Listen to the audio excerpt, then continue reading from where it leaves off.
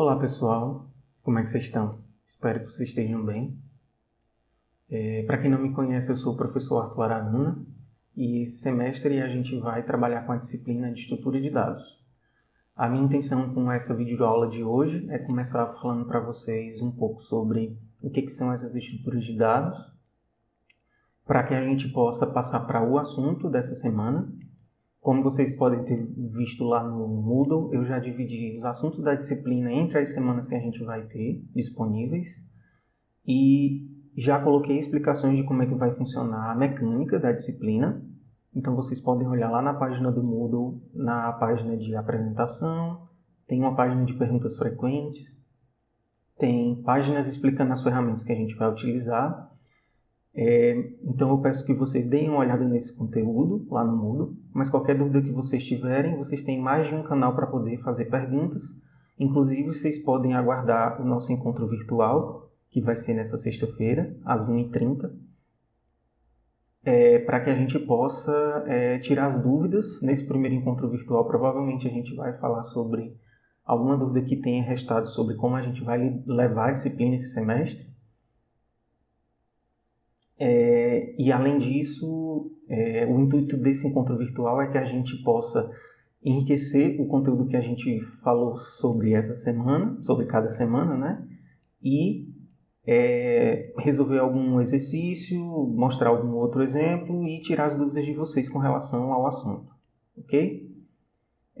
Não vou falar nesse vídeo com relação a como a disciplina vai se encaminhar, porque tem essas informações e a gente tem a oportunidade de resolver as perguntas no encontro virtual, ok?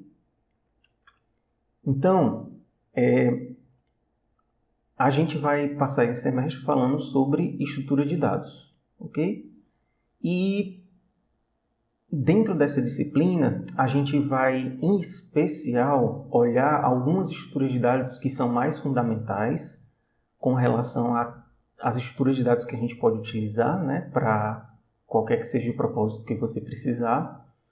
Mas, além disso, a gente tem uma parte, digamos, fundamental para que a gente possa compreender o que são as estruturas, como a gente manipula as estruturas e como comparar essas estruturas.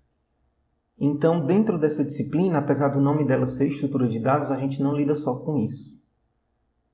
Afinal, o que são as estruturas de dados, né? Basicamente, quando a gente escreve um programa de computador, a gente está, de uma certa forma, na intenção de resolver algum problema com aquele programa, qualquer que seja o programa que a gente escreve. E, em particular, tem certos problemas que a gente pode resolver de mais de uma forma. Além disso, dependendo de como você organiza as informações que você precisa, que o seu programa precisa para poder funcionar, você pode conseguir resolver esse seu problema de uma forma mais fácil ou de uma forma mais difícil. O intuito da disciplina de estrutura de dados é que a gente entenda algumas formas mais comuns ou mais fundamentais de organizar as informações que a gente tem e descobrir quais são as vantagens e as desvantagens que a gente ganha com relação a vários fatores quando a gente decide organizar de uma certa forma que a gente decidiu. Mas a gente estuda esses fatores, que sejam vantagens ou desvantagens, de diversos âmbitos. Em particular, nessa disciplina, a gente vai estar focado em um aspecto principal, que é o que a gente vai utilizar para comparar as opções que a gente tem de organização de dados, certo? Então, a gente vai ver formas, a gente vai descobrir o que a gente pode e o que a gente não pode fazer, uma vez que a gente organizou os nossos dados de uma certa forma. E além disso, quando a gente tiver mais de uma opção, a gente precisa saber como escolher. O conteúdo dessa disciplina tem basicamente todas as ferramentas, ou pelo menos a gente vai olhar na profundidade suficiente para que a gente possa observar todos esses fatores que eu comentei com vocês. Além disso, apesar do nome da disciplina ser estrutura de dados, o que a gente mais vai ver aqui nesse curso vão ser, na verdade, algoritmos. Mas não é que a gente esteja enganando vocês, é porque o que acontece é o seguinte: a forma como a gente organiza os dados, ela é decidida uma única vez. Mas o que você vai fazer no seu programa é manipular esses dados. E aí você vai precisar acessar eles, sabendo como é que eles estão organizados, e vai precisar mexer neles. Essa ação que você toma sobre esses dados, ela tem que ser feita na forma de um programa de computador, que na verdade é nada mais do que um algoritmo. E as estruturas de dados, a gente vai ver que elas são muito mais importantes com relação às operações que a gente pode fazer sobre elas, que são os algoritmos que a gente pode mexer, do que necessariamente a forma como a gente organiza. Mas esses negócios estão muito interligados.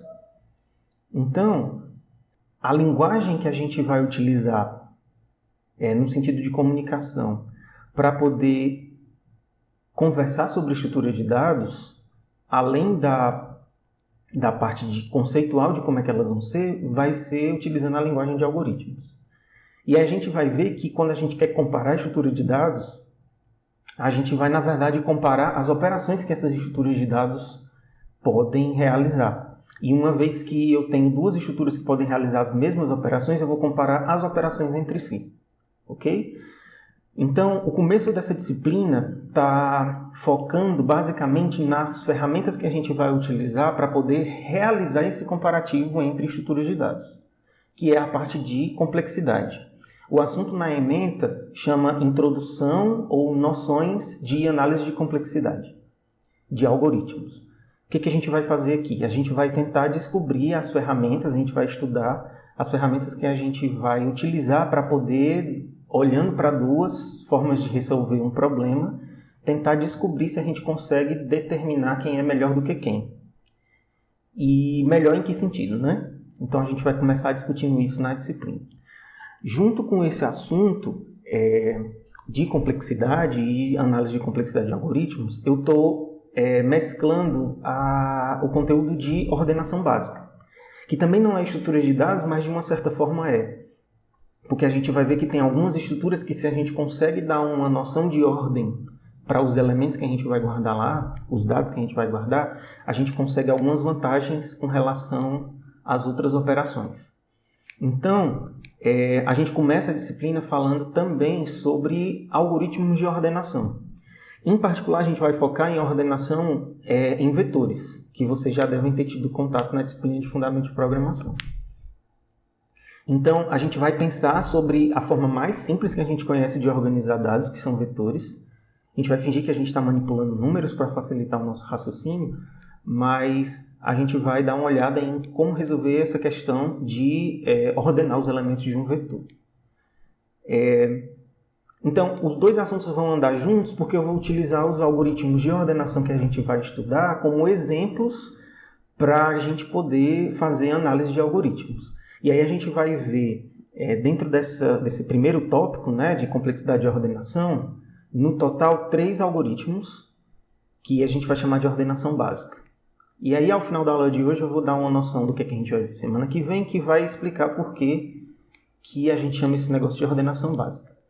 Vocês devem ver lá na divisão dos conteúdos que a gente vai falar sobre a ordenação de novo, mas essa segunda parte ficou mais lá para frente porque a gente depende de um outro assunto ser visto para a gente poder entender esses outros aspectos de ordenação. Mas tudo a seu tempo. Ok? Então vamos dar início.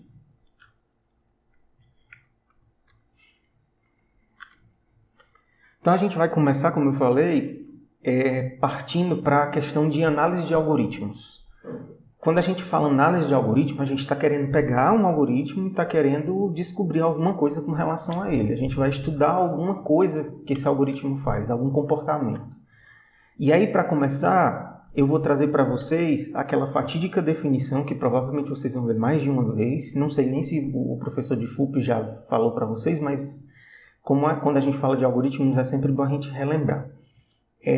O que é que, na verdade, é um algoritmo para a gente?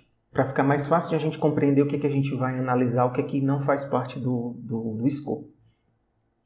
Então, a gente vai imaginar que o que a gente vai determinar de algoritmo é uma sequência finita e não ambígua de passos para resolver um problema.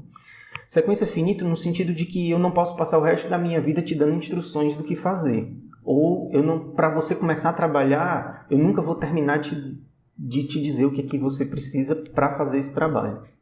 Não ambíguo no sentido de que Dentro de um algoritmo, a gente nunca pode ter dúvida do que é a próxima coisa a ser feita. Não pode ser dito numa linguagem em que eu não sei se eu faço uma coisa ou outra. E para a resolução de um problema, no sentido de que o que a gente está escrevendo, a gente quer fazer alguma coisa com isso. Tem alguma coisa, eu quero modificar alguma situação, eu quero calcular alguma coisa, por aí vai.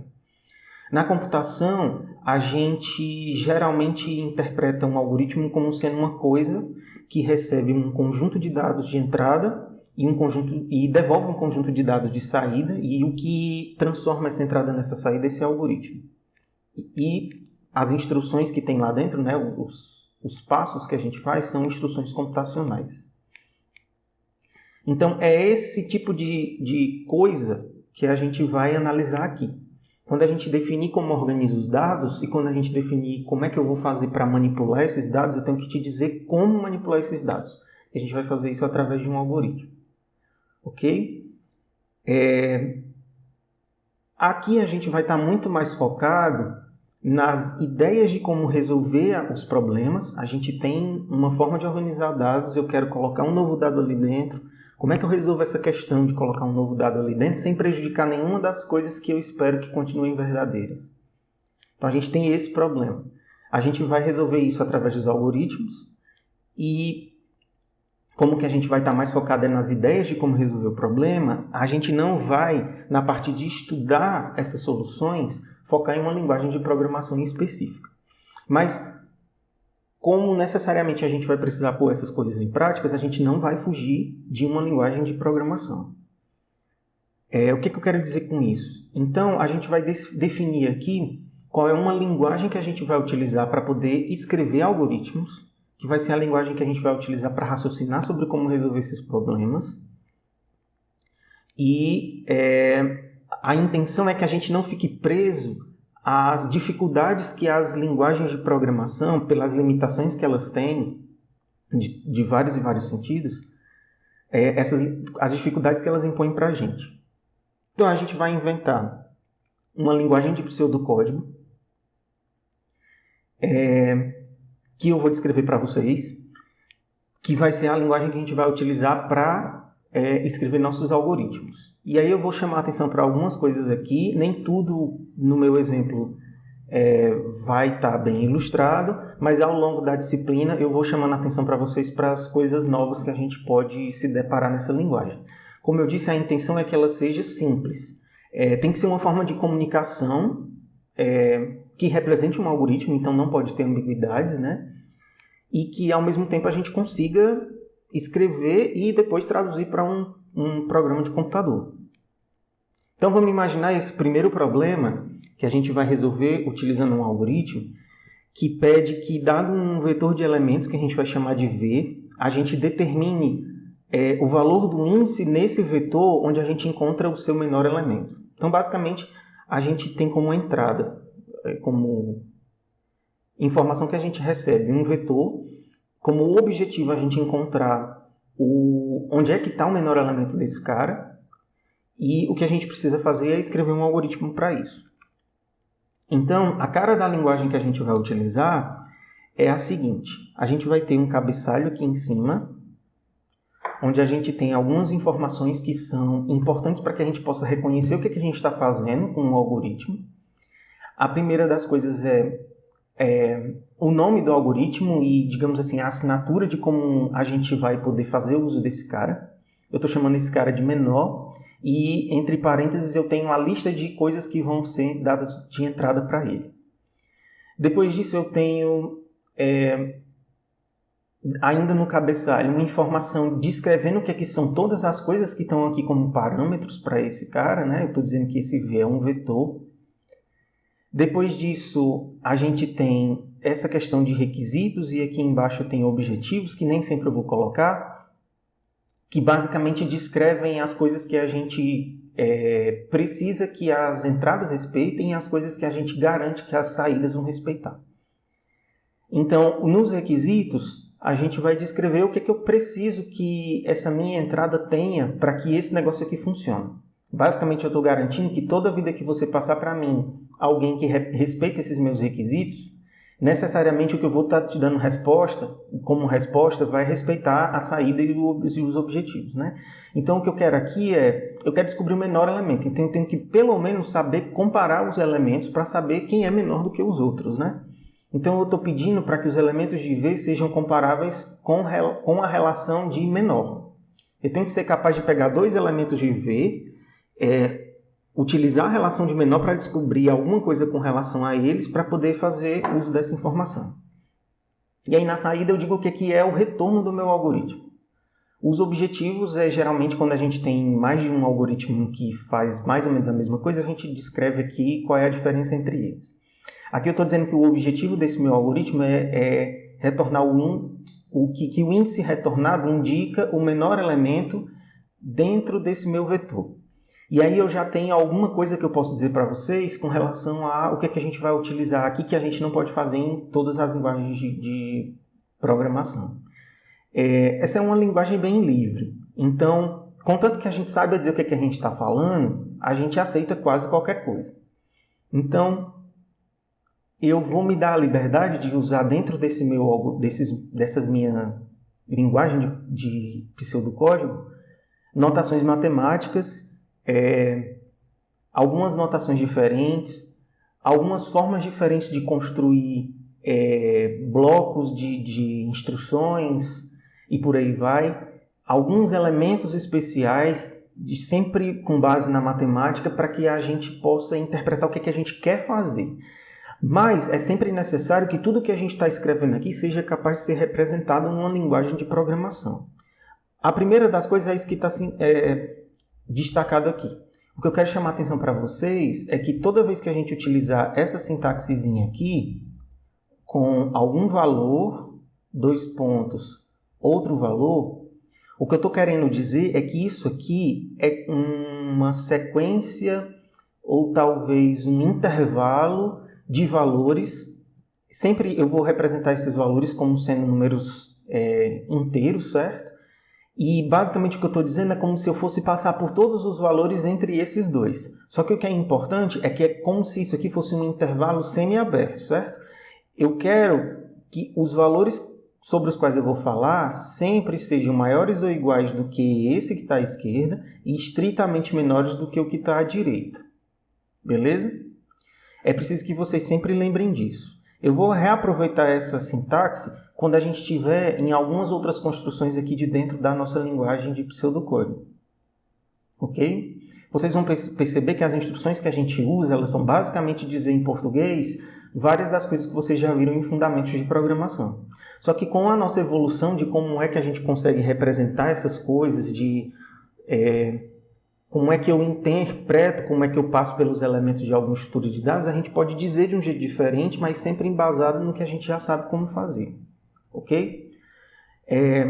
Então, o que eu estou querendo dizer com isso é que o índice retornado vai ser o menor elemento do vetor V, observando os índices entre 0 e o tamanho dele menos 1.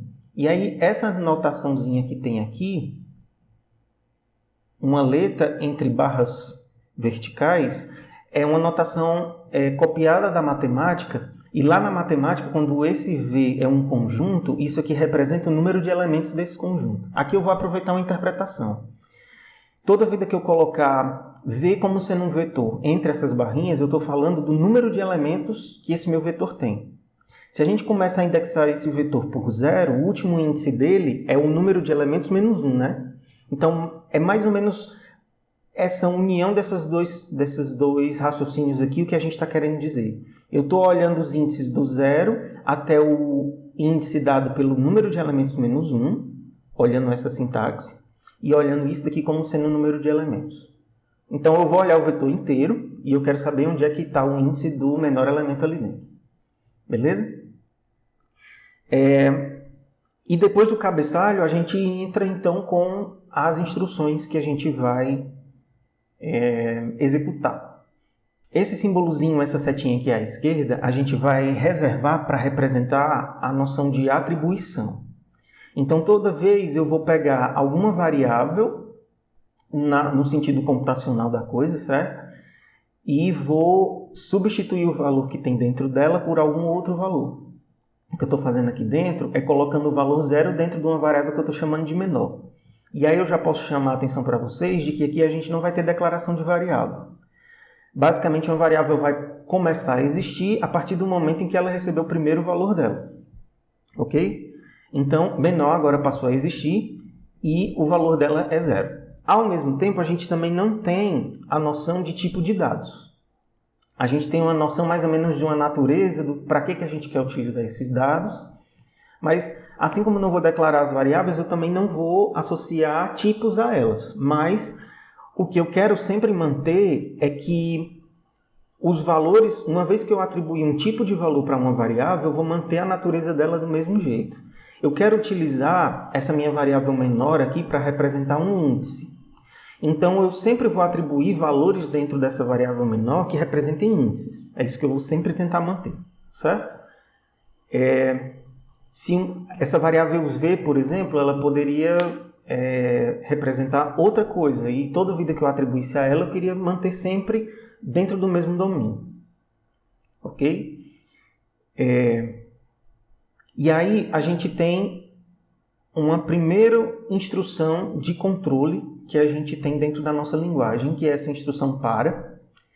A noção dela é a mesma noção de laço definido que vocês viram em Fundamentos de Programação. Então, eu vou determinar quantas vezes o que está subordinado a essa minha instrução vai repetir. Isso aqui é uma instrução de repetição.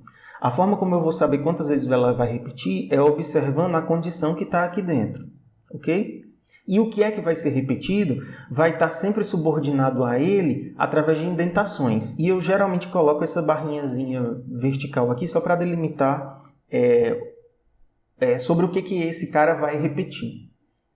Então, a indentação é mais ou menos na noção da linguagem Python, para que a gente não perca tempo com história de início e fim, abre e fecha chaves. E a noção que a gente tem aqui dentro é o seguinte: do mesmo jeito como aqui em cima, essa interpretação é que eu vou falar sobre um intervalo que vai do 1 até o tamanho do vetor menos 1, porque é estritamente menor. E a minha interpretação do que esse cara vai fazer é essa variávelzinha que eu chamei de i, vai receber cada um dos valores dentro desse intervalo, um por vez. E para cada vez que ela receber um valor, eu vou executar o corpo que tem aqui dentro, observando o valor que eu acabei de atribuir para essa variável, certo? É a mesma noção que vocês viram em linguagem de programação. Essa instrução se é o equivalente ao condicional. Então, se a condição que tiver aqui dentro for verdadeira, a gente vai executar o corpo que representa o verdadeiro. Se ela for falsa, a gente não vai executar o corpo que tem aqui. Assim como a gente tem na linguagem de programação o if e o else, aqui a gente vai ter o se não, certo? E a gente pode encadear se não, se não, do mesmo jeito de sempre. Então, a condição que eu estou verificando aqui é se v índice i é estritamente menor do que v índice menor. Se esse negócio aqui for verdadeiro, eu vou executar o que tem aqui dentro. Se ele for falso, eu não vou executar. Quando esse laço para terminar de repetir, ele vai finalmente começar a executar as instruções que vêm imediatamente depois. Ok? Então, a lógica é basicamente a mesma que vocês viram de lógica de programação.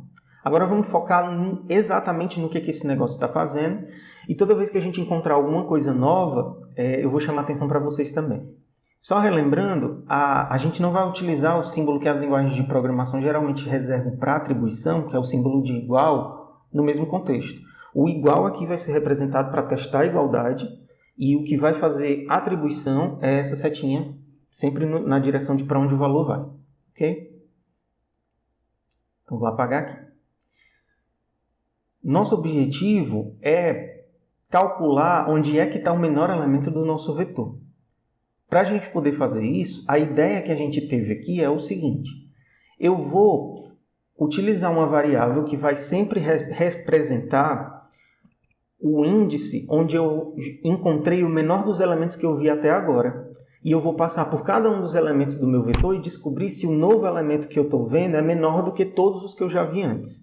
Toda vida que eu encontrar um elemento que é menor do que quem eu já vi, eu vou atualizar onde é que a lembrança de onde é que está esse menor elemento, E ao final, se eu passar por todos, necessariamente essa variável menor vai guardar a informação de em que índice está esse menor desses elementos. A ideia desse algoritmo é essa. Então, eu coloco a variável menor como sendo o primeiro dos índices, e daí, a partir do segundo até o último que eu tenho dentro do meu vetor, eu passo um de cada vez, testando se o que eu estou olhando agora é menor do que o elemento menor que eu tinha lembrança até agora. Lembra que essa variável menor é um índice. Por isso que eu estou colocando ela aqui, indexando o vetor. Da mesma forma, o i também é um índice, por isso que ele está indexando o vetor também. E aí, se o elemento que eu estou olhando agora é menor do que quem eu tinha lembrança, eu atualizo o índice de onde eu encontrei o menor elemento até agora. Quando eu tiver passado por todos os elementos, essa variável tem exatamente a resposta que eu peço. Beleza? Então, é esse tipo de linguagem que a gente vai utilizar para poder representar as soluções que a gente vai construir.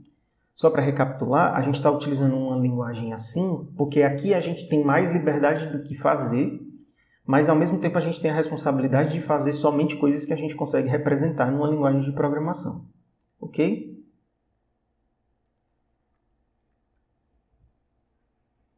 E aí o que acontece é, como tinha lá na definição de algoritmos, toda vez que a gente escreve um algoritmo, a gente está com a intenção de resolver algum problema.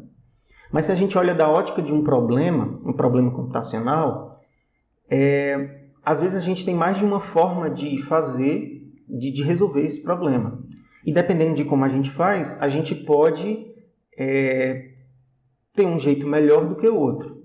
Quando a gente tem mais de uma opção, é interessante que a gente possa descobrir qual é a melhor dessas opções para que seja a que a gente vai utilizar. E aí, essa melhor opção geralmente tem a ver com alguma coisa que a gente quer associar como sendo a métrica de melhor. Ela é melhor o quê? Ela é a que executa mais rápido? Ela é a que usa menos memória? E por aí vai. Então, quando a gente tem mais de uma opção que a gente quer comparar, a gente sempre escolhe observar quantos recursos essas opções que a gente está comparando consomem. E aí o que é que a gente quer dizer com relação a recursos? É geralmente alguma coisa que aquele algoritmo, quando implementado, quando a gente põe em prática, necessita para que ele chegue no objetivo dele, que é resolver o problema. Então, uma vez que você bota um programa de computador para rodar, ele leva um tempo para executar. Ele também tem um consumo de memória. Certos programas trocam mensagens. Outros programas executam em dispositivos móveis e eles dependem da bateria desse dispositivo. Quanto mais instruções você executa, mais bateria você consome. E aí a gente escolhe um desses recursos, ou mais de um, dependendo do seu contexto, e observa como é que se comporta o consumo desse recurso em cada um dessas opções que a gente está comparando. Obviamente, quanto menos recurso a gente demanda em um algoritmo, mais eficiente a gente considera esse algoritmo. O que a gente vai eleger como sendo o recurso que a gente vai observar em todas as soluções que a gente vai propor aqui nessa disciplina é o recurso de tempo. Então, basicamente, a gente vai tentar descobrir, dentre todas as formas de se mexer numa estrutura de dados, qual é aquela mais rápida. Só que esse negócio é bem abstrato, principalmente porque a gente está falando de um conceito abstrato, que são algoritmos, né? E a noção de tempo ela também é variável. Os algoritmos em si, eles representam a ideia de como resolver um problema e não são eles que consomem recursos.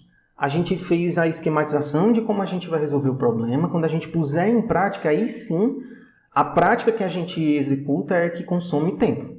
A tradução disso seria quando a gente implementa um algoritmo e põe o programa para rodar, aí sim é que a gente tem algum tempo para ser executado.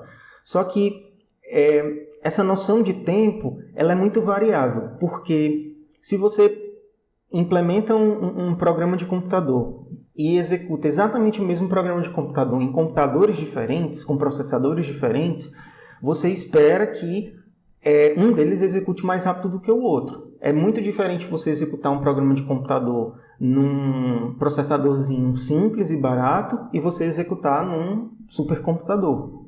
Um deles necessariamente vai executar muito mais rápido do que o outro. Além disso, dentro de um mesmo computador, quando você executa 2 vezes o mesmo programa, não necessariamente ele vai levar exatamente o mesmo tempo para encerrar. Porque não tem só o seu programa executando dentro do seu computador pessoal, por exemplo, né? Então tem muitos programas executando ao mesmo tempo. Dependendo de como está a demanda pelo processador no seu computador, você pode, numa execução, demorar mais do que na outra.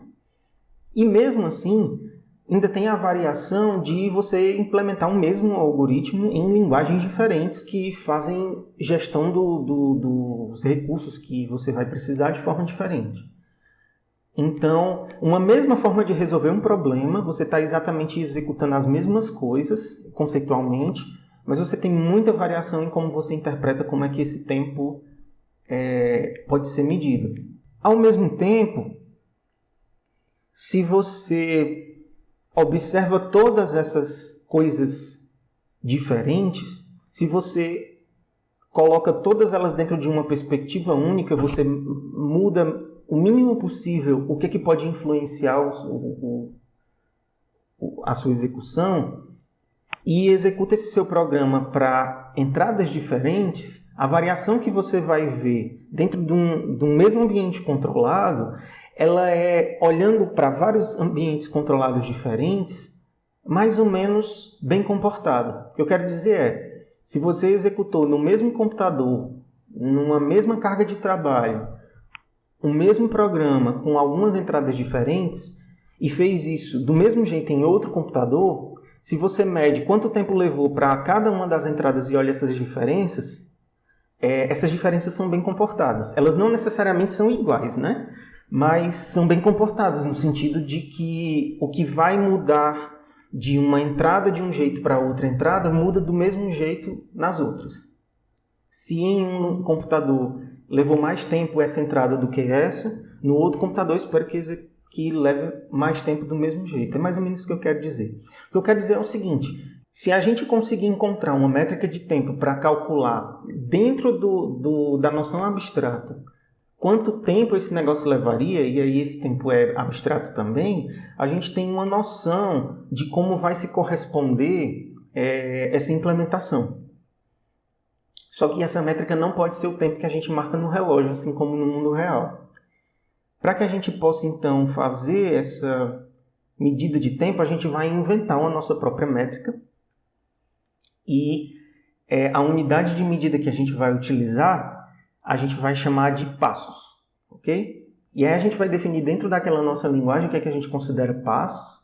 A gente vai imaginar mais ou menos como é que um passo é executado, lembrando da lógica de programação que vocês viram em FUP, se eu imaginar os dados que vieram para o meu algoritmo e como é que ele vai manipular esses dados, eu sei mais ou menos como é que esse negócio vai ser executado e é essa noção que a gente vai ter de execução de passos. Autores diferentes consideram significados diferentes para essa notação de passos, mas dentro dessa disciplina a gente não precisa ter uma definição única, a melhor delas, porque vocês vão ver que a gente vai cada vez mais afrouxar o que é que a gente vai observar dentro de um algoritmo para a gente poder comparar a eficiência entre eles. Para a gente, dentro dessa disciplina, olhando aquela nossa linguagem de pseudocódigo, a gente vai considerar que o nosso algoritmo realizou um passo quando alguma dessas instruções aqui embaixo forem executadas num fluxo que a gente imaginar numa execução dele, certo? Então, a gente vai imaginar na nossa cabeça alguma coisa que foi passada para o nosso algoritmo, alguma entrada. Como é que esse algoritmo vai se comportar quando ele manipular essa entrada? Por exemplo, aquele algoritmo de menor. Vamos imaginar um vetor que pode ser passado para esse cara, e aí a gente pensa valores. E para esse vetor, o que é que eu vou fazer? O que é que o algoritmo está mandando eu fazer? Toda vez que eu encontrar uma instrução de atribuição, eu vou considerar que eu executei um passo. Toda vez que eu encontrar um condicional, quando eu encontrar uma repetição, de uma estrutura de repetição, e toda vez que eu encontrar um retorno. Beleza? E aí, dentro do nosso algoritmo menor, que a gente já tinha visto antes, o que é aqui dentro que vai ser considerado passo. Para um pouquinho o vídeo, dá uma olhada no algoritmo, imagina o que é, observando a definição que a gente falou de passos, que vai ser contabilizado como algum passo quando for executado, e aí continue a execução do vídeo para ver se vocês acertaram. Então, essa instrução de atribuição aqui vai ser contada como um passo. Toda vez que eu repetir o corpo desse meu condicional, desse meu comando de repetição, eu vou contar mais um passo. Toda vez que eu encontrar esse condicional aqui no meu fluxo de execução, eu vou contar um passo. Aqui eu tenho outra atribuição e aqui eu tenho outro retorno. Então, tudo isso que está circulado de vermelho aí é o que vai ser contabilizado como um passo quando a gente encontrar aqui no nosso fluxo de execução. Beleza? Quando for daqui a pouco, eu vou falar para vocês... A gente vai pegar uma entrada de exemplo e vai fazer essa noção de execução, como o que a gente chamava de teste de mesa em FUP, e a gente vai fazer uma contabilização de quantos passos esse algoritmo vai executar nesse exemplo. Ok?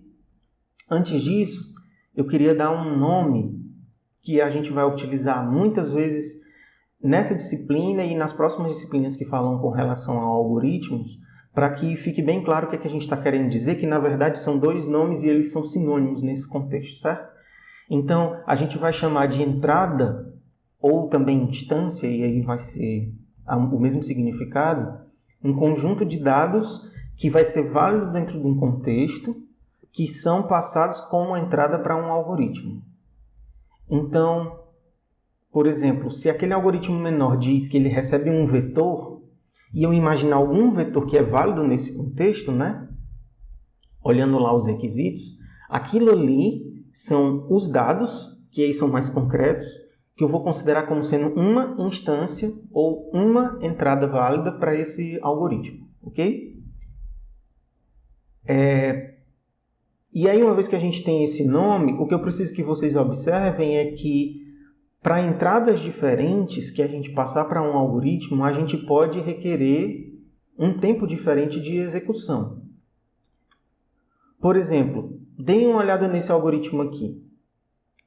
Observa essa parte aqui de repetição e pensa comigo. Concorda que quanto mais elementos eu tiver dentro do vetor que eu passar para esse meu algoritmo aqui, potencialmente mais passos esse cara vai precisar executar, porque aqui eu tenho que fazer alguns testes, algumas verificações, algumas atribuições, mas isso para 3 elementos. Nesse daqui que eu tenho 4 elementos, talvez eu tenha o mesmo trabalho com esses 3 primeiros e ainda um trabalho extra porque eu tenho mais dados a verificar. É bem intuitivo isso, né? De que quando você tem entradas diferentes, você pode ter uma noção de quantidade de passos diferentes. O que eu quero chamar a atenção aqui é que essa noção de passo ela não é uma noção única. Eu não posso simplesmente dizer um algoritmo executa tantos passos, porque depende do que ele vai fazer, ok? Então, vamos aproveitar essa oportunidade para a gente olhar essa contagem de passos para essas 2 instâncias aqui do meu algoritmo, ok? Então, se a gente passou como vetor V esse primeiro vetorzinho aqui, vamos imaginar como é que vai executar esse algoritmo para esse cara e qual é a resposta que ele vai dar, certo? Então, a nossa variável menor, eu vou aproveitar essa parte aqui para poder representar os valores que ela ficou, certo? A variável menor vai iniciar como sendo 0, uma vez que eu executar essa instrução aqui. Depois disso, eu vou pegar minha variável i, que vai começar valendo 1, e vou, para cada um dos valores que eu defini para o i, repetir isso daqui. O tamanho do meu vetor é 3, eu tenho 3 elementos. Então, primeiro eu vou testar. Bom, o i é o índice 1, que é esse segundo elemento aqui do meu vetor. o menor é esse primeiro elemento aqui, porque está valendo um índice 0. Esse carinha 5 é menor do que o carinha 2? Não é. Então, eu não vou executar essa instrução menor recebe i. Agora eu vou alterar o valor do i de 1 para 2. Eu ainda estou dentro do meu limite, né? Eu tenho que ir até 2 no máximo. Vou testar se o meu i agora, que é esse elemento, que é o índice 2, né? Se esse elementozinho 1 é menor do que o elemento 2, isso é verdade, aí eu vou atualizar menor para valer 1. Ok? Então, até agora a gente executou quantos passos? Eu vou marcando aqui embaixo. Então, a gente executou esse menor recebe 0 uma vez, a gente executou uma repetição, a gente encontrou esse par pela primeira vez, né? Outro passo. A gente fez o teste de lá de dentro, outro passo, viu que era falso, né? Aí voltou para cá para cima, outro passo. Fez esse teste aqui de novo, outro passo. E descobriu que eu preciso atualizar menor recebe i, outro passo.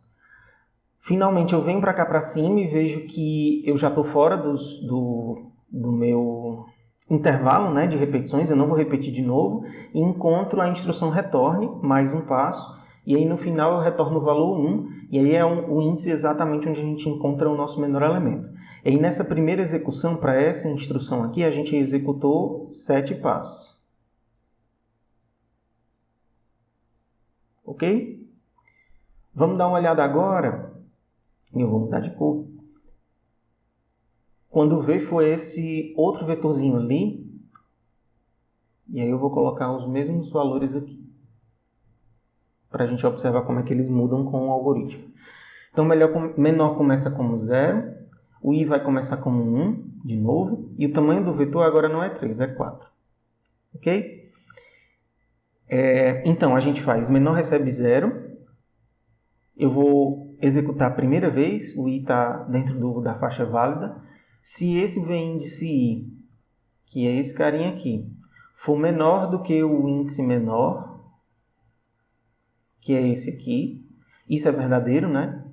Então eu vou atualizar menor recebe i, e aí agora esse carinha vale 1. Terminei, agora eu vou repetir de novo, e agora vai valer 2. Vou testar de novo, agora o meu i, eita, é esse carinha aqui, e o meu menor, eu vou colocar só um m, é esse segundo índice. E aí eu vou descobrir que V índice I é menor do que V índice M, menor, né? Então, vou atualizar menor para ser I. E vou atualizar I para ser 3. Então, opa, esses dois andam. O M está aqui e o I está aqui. Vou testar de novo. Então, V índice I agora é 2. V índice menor agora é 1. Esse negócio não é mais verdadeiro. Terminei, eu não vou mais repetir nenhuma vez e retorno o menor como sendo o índice... Opa, não era I. Era 2. Vou terminar com menor como valendo 2, que é exatamente o menor elemento daqui, né, desse meu vetor, o índice do menor elemento. E aí, quantos passos a gente executou? Então, a gente começou com a atribuição menor recebe 0, a primeira repetição do nosso laço, o primeiro teste que a gente fez já foi verdadeiro, e aí eu executei essa menor recebe i, essa instrução menor recebe i. Depois eu repeti mais uma vez o meu laço, testei mais uma vez. Da segunda vez foi verdadeiro, então eu executei o corpo essa atribuição do corpo do condicional. Repeti mais uma vez, fiz mais um teste, mas nesse caso foi falso, né? E eu não executei essa instrução. E aí parei de repetir e encontrei o retorno. Para essa outra instância, a gente executou 3, 6, tá certo? 9, 10 passos.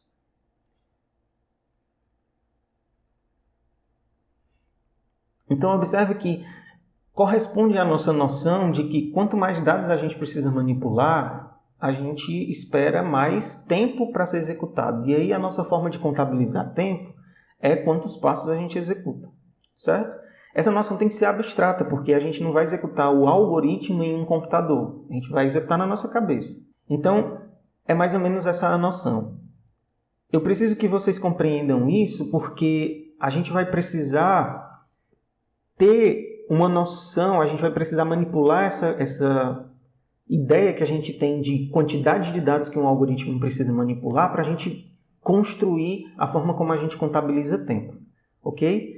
E aí eu falo para vocês o que significa tamanho da entrada. O que a gente vai considerar, que a gente vai chamar de tamanho da entrada, é esse negócio meio abstrato aqui, mas que a gente vai se acostumar muito fácil em como contabilizar, que representa a medida, o tamanho da entrada, né? É a medida que determina quantos dados um algoritmo irá manipular em uma dada entrada. E para que a gente possa ter uma noção do que representa isso, bom, cada algoritmo vai ter uma forma de contabilizar para as suas entradas qual é o tamanho delas, certo? E aí, o que a gente quer retratar é essa noção de quantidade de dados que a gente vai precisar manipular dentro do nosso algoritmo. Então, tem que ser uma noção que represente esse trabalho crescente que a gente tem quando a gente mexe na nossa entrada. Então, quando a gente vai olhar para um algoritmo, a gente vai tentar descobrir o que eu posso mexer nessa minha entrada que gere mais passos para esse algoritmo executar, que gere mais trabalho para ela. E para isso a gente vai olhar dentro do algoritmo qual é a unidade mais fundamental de informação que a gente manipula. Se vocês foram observar no nosso algoritmo menor, a unidade fundamental que a gente manipula, que é as coisas que a gente mexe, que a gente toma decisões sobre, são os elementos do meu vetor. E aí, quanto mais elementos eu tenho no meu vetor, mais passos eu preciso, mais dados eu estou manipulando, concordo? Então, para o nosso algoritmo menor, a forma que a gente vai... o tamanho da entrada vai ser medido em função do número de elementos. Bom, além disso, a gente tem, para um dado algoritmo, potencialmente infinitas instâncias que a gente pode passar para ele, todas elas diferentes, e se cada instância diferente pode gerar uma quantidade de passos diferente, esse negócio fica muito nebuloso. Como é que a gente contabiliza tempo com relação a isso, né? Então, a gente não consegue mensurar o tempo de forma geral para esses algoritmos. A forma como a gente vai tentar resolver isso é imaginar uma forma de corresponder os tamanhos de entrada em quantidade de passos. A gente quer um mapeamento, se eu digo qualquer instância desse tamanho aqui e te pergunto quantos passos, você puder me dizer. O que a gente está buscando é o que a gente chama de função de complexidade. E aí é a noção de função que vocês conhecem, né? Eu vou passar um valor para essa função, ela vai me retornar um valor como resposta, mapeando a entrada na saída, digamos assim. Então, o que a gente chama de função de complexidade vai receber um tamanho de entrada e vai devolver para a gente uma quantidade de passos. Mas, se vocês pararem para pensar, ainda não deu para a gente definir uma coisa bem redondinha, porque mesmo com instâncias de mesmo tamanho, a gente pode gerar uma quantidade de passos diferentes. Vamos dar uma olhada de novo no algoritmo menor e agora vamos olhar nessas duas instâncias aí que têm o mesmo tamanho. Lembra que para esse algoritmo a gente contabiliza tamanho como sendo quantidade de elementos, né? Então, todos os dois vetores têm 3 elementos. Pela própria natureza do algoritmo, exatamente por conta das instruções condicionais, a gente pode olhar para como estão os dados. Eu não sei, mesmo que eu olhe duas coisas diferentes, tenham a mesma quantidade, mas como elas estão organizadas, eu posso decidir por um caminho ou por outro dentro de um algoritmo. E é exatamente isso que faz com que, mesmo com o mesmo tamanho, a gente ainda não tenha essa noção. Ok? Então, exatamente a diferença que vai acontecer é por conta dessa instrução condicional aqui dentro do nosso algoritmo. A gente vai sempre comparar um novo elemento, o nosso i vai começar em uma posição do nosso vetor e a cada vez vai andando mais um para frente, né?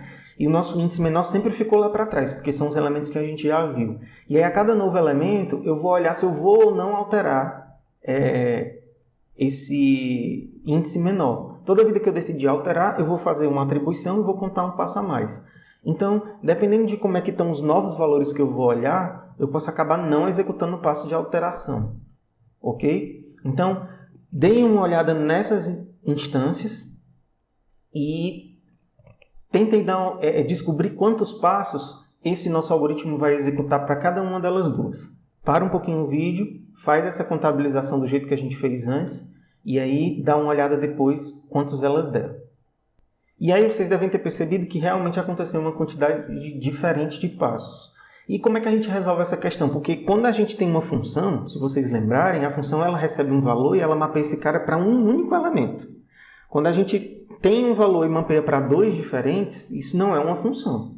Vocês devem ter visto isso, inclusive, no ensino médio também. E em matemática básica de novo. Então, o que eu tenho aqui se eu te dou um tamanho de entrada e eu tenho como resposta todas as quantidades de passos que instâncias daquele tamanho podem executar, eu não estou bem com uma função. A gente vai resolver isso observando uma coisa em específico com relação a todas as instâncias desse tamanho.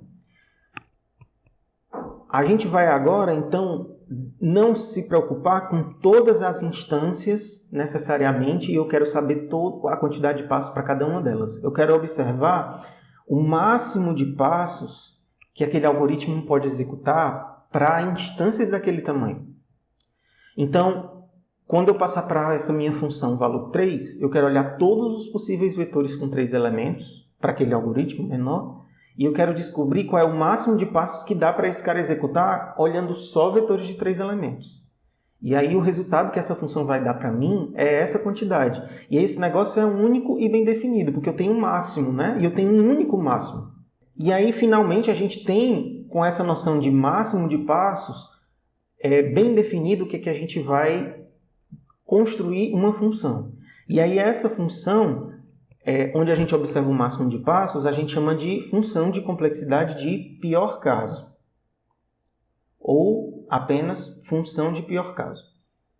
O que a gente está querendo chamar com pior caso? Eu estou, então, observando o mais catastrófico, o mais demorado que o meu algoritmo pode ser com relação às instâncias que eu for passar para ele. Beleza? E aí eu estou meio que condensando todas as possíveis execuções do meu algoritmo, observando só o pior que esse cara pode apresentar para mim. Essa função é a mais importante que a gente vai utilizar aqui, porque observando essa métrica de quão catastrófico pode ser um algoritmo com relação a todas as entradas que ele pode receber, que a gente vai comparar algoritmos diferentes. Se a gente conseguir controlar o pior que pode acontecer, e esse pior que pode acontecer for aceitável para a gente, o que vier é lucro. Porque qualquer outra coisa que vai acontecer vai ser menos do que isso, ou no máximo vai ser isso. Beleza? Vai ser esse máximo. Nessa noção, a gente pode também tentar observar outros tipos de métricas. Eu posso, além de olhar o máximo, eu posso olhar o mínimo também. O mínimo também é bem definido. E aí a gente teria o que a gente chama de função de complexidade de melhor caso. Ou a gente pode tentar ficar no meio do caminho e determinar uma média. Qual é o tempo médio que esse cara leva, e a gente chamaria de função de complexidade de caso médio. Mas essas outras duas, que são as que as outras duas importantes que a gente pode analisar, elas não vão ser foco dessa disciplina. A gente vai focar só no pior caso. Vocês vão ver de novo essa noção de funções de complexidade, e aí vocês vão estudar de menor caso e a de caso médio na disciplina de PA.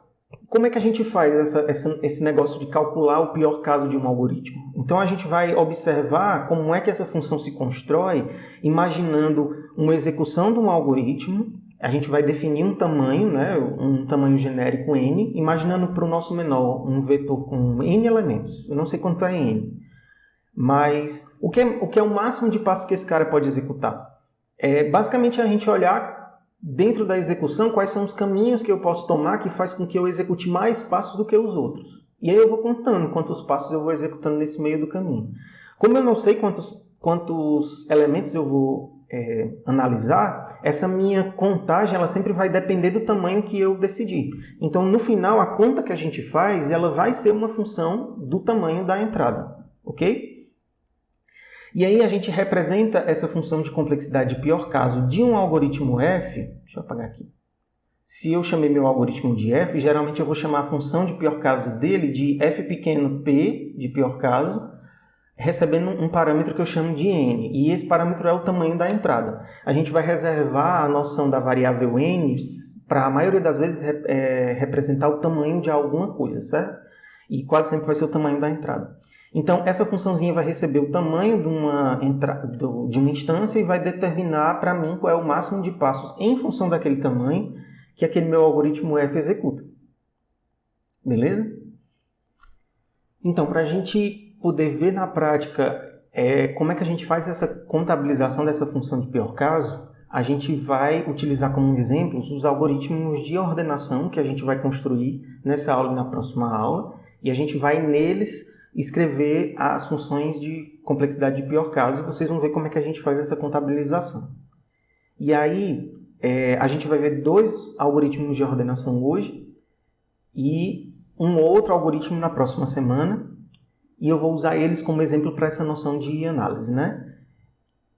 Para que a gente possa começar essa noção de ordenação, eu preciso combinar com vocês de que quando a gente estiver imaginando algoritmos de ordenação, a gente vai sempre observar como exemplos vetores numéricos, e aí os números a gente deixa no domínio que a gente quiser, a gente vai exemplificar geralmente com números naturais, mas a forma de ordenação que a gente vai seguir por padrão vai ser a ordenação crescente. Então eu quero que os meus elementos cresçam depois de ordenados, certo? Cada novo elemento é maior do que o anterior. O primeiro dos algoritmos que a gente vai ver, a gente vai chamar de Selection Sort. E para vocês entenderem a mecânica de como ele funciona, eu preciso que vocês parem e pensem nas respostas para essas 2 perguntas, lembrando das coisas que eu falei agora, para que a gente possa raciocinar como é que no final das contas o vetor vai ser ordenado, certo? Então, o primeiro deles chama Selection Sort, e eu quero que vocês pensem na resposta dessa pergunta. Se a gente recebe um vetor de dados numéricos e ordena esse vetor, depois que a gente termina e olha para o primeiro índice desse cara, o que a gente pode dizer com relação ao elemento que definitivamente ficou lá com relação aos outros? Para o vídeo, pensa na resposta da pergunta e quando você imaginar uma resposta, continua. Então, se a gente quer ordenar o nosso vetor de forma crescente, é lógico que a gente imagine que o elemento que vai ficar no começo do vetor, o primeiro dos elementos, seja o menor de todos. Beleza? E é exatamente isso que vai acontecer quando a gente estiver nessa ordenação. O menor dos elementos vai parar sempre na primeira posição. Agora, dá uma olhada nessa próxima pergunta. Vamos imaginar que a gente não ordenou o vetor ainda, mas a gente já sabe a resposta daquela primeira pergunta. Vamos dizer que eu peguei o menor elemento e pus ele na primeira posição. E aí troquei ele, quem estava aqui na primeira posição, eu botei lá no lugar dele anterior. Depois que eu terminar de ordenar, quem é que vai ocupar a segunda posição desse meu vetor? Para o vídeo, pensa, e aí vamos continuar. Bom, se na primeira posição vai ficar o menor elemento, quem vem depois dele tem que ser o segundo menor elemento. Mas mais do que isso, se eu sei que o menor dos elementos no meu vetor está na primeira posição, eu posso ter certeza de que o segundo menor elemento do meu vetor inteiro também é o menor elemento da segunda posição até o final. Então, se eu mexer no vetor que eu estou olhando e procurar a mesma pergunta, quem é o menor elemento só desse pedacinho aqui do meu vetor, eu encontro uma resposta que é exatamente o que eu preciso para poder botar o segundo elemento, preencher a segunda posição do meu vetor. E aí, o que acontece é que esse raciocínio continua. Se eu pus o segundo menor elemento do meu vetor na segunda posição, eu encontro o terceiro menor olhando do terceiro índice até o final pelo menor elemento dessa faixa. A ideia do Selection Sort é exatamente isso. A gente vai preencher uma posição de cada vez, procurando menores elementos de pedaços do nosso vetor. E o que acontece é que encontrar um menor elemento a gente já sabe. A gente já sabe como encontrar a posição do menor elemento dentro de um vetor. Se a gente alterar um pouquinho como é que funciona esse nosso algoritmo de menor, a gente consegue a gente consegue usar esse cara como auxiliar para a gente escrever o algoritmo Selection Sort.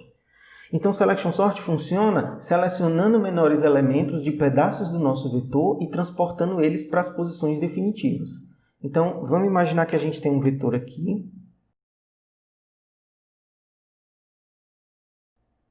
Então, a gente tem um vetor.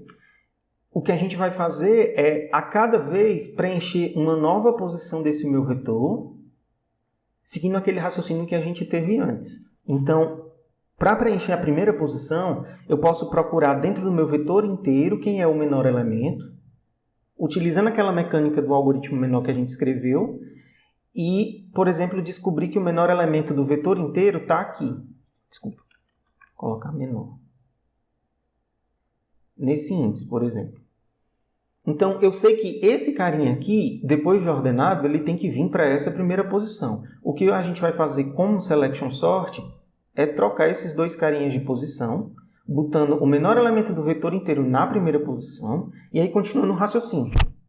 Se eu olhar o menor elemento agora, desconsiderando esse primeiro índice, daqui para frente, o índice que eu obter como resposta para aquele processo vai ser o segundo menor elemento. E aí, digamos que eu tenho como resposta agora esse cara aqui. Eu sei agora que eu quero colocar o segundo menor elemento e esse carinha é o cara que é o segundo menor elemento. Eu vou então trocar esses dois de posição. Agora eu tenho certeza que essas duas posições aqui estão ordenadas. Eu vou procurar o terceiro menor elemento, procurando o menor elemento dessa faixa que está sobrando, digamos assim.